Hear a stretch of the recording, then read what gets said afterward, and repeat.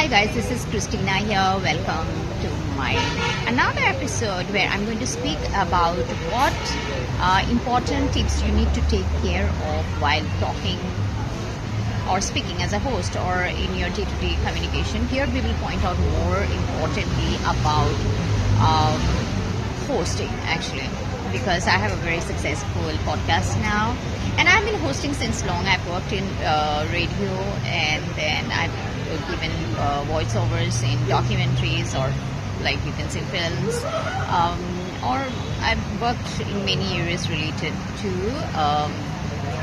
voiceovers, and also as well as an actor. So let me tell you, actress, does it make a difference? So I have written certain points. I just want to let you know there are certain techniques, I'll just point out few of it here. The first technique is called conversational flow. A good host doesn't read the script, they converse with it, okay? That's very important. You need to go with the flow. But I do write certain points as a brief so that I can go with the flow. But also at the same time, I know the points I need to ask my guest in the podcast, or I have to speak alone. So at least I know what I have to say. Imagine like speaking to one close friend whenever there is a guest, or some guest you might not even know them very closely. Then you need to use the techniques. It creates a warmth, intimacy and creativity. So the next one is putting emphasis and modulation. That's very, very important. Play with the page, pace and pause. For example, he didn't steal it means someone else did it. Okay? So, the subtle modulation keeps the listener hooked.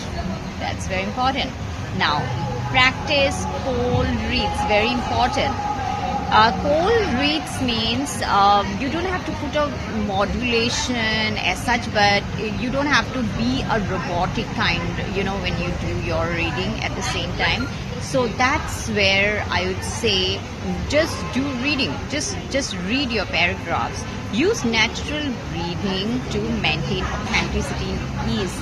So I have seen a lot of people when they communicate, or someone else is communicating, they put this energy like as if you have to hurry up while you're speaking because I don't have time to listen to you. Those are very red flags, you need to cut off such people. So, and also at the same time when you are speaking, to make sure that you are very, very relaxed in the process of time.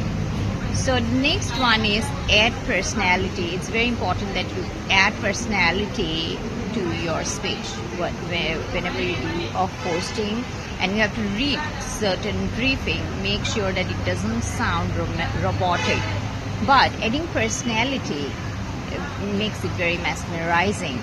So infuse your personal flair in your style, whether it's witty or you can be calm, sassy or sensual. Let it shine, whatever way it can be. The script is the base. Whatever you write, that's the base. Your voice is the spice. Okay? So now the daily you can practice, and it's like a ritual you need to do every single day. So now I need to put few things is mirror, reading with an expression. I do this practice whenever I look in the mirror. I keep making different faces and put out different emotions, but I've noticed that our face changes with different emotions. Some emotions can actually scare me. Recording yourself and playing it back right now, that's what I'm doing.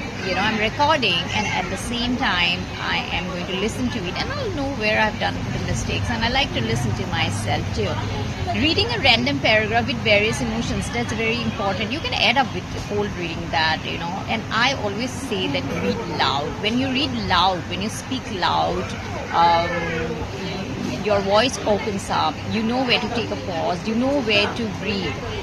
Humming at different pitches, that's a great exercise. I'm going to share in my next episode that how to do humming exercises, and observe your lips while you speak. That's very important. how, I do observe people's sleeps also, and I do come to know whether they are telling lie or true. So these are small techniques. You can make it part of your life. That's all for today. Thank you guys, and thank you for being part of the journey.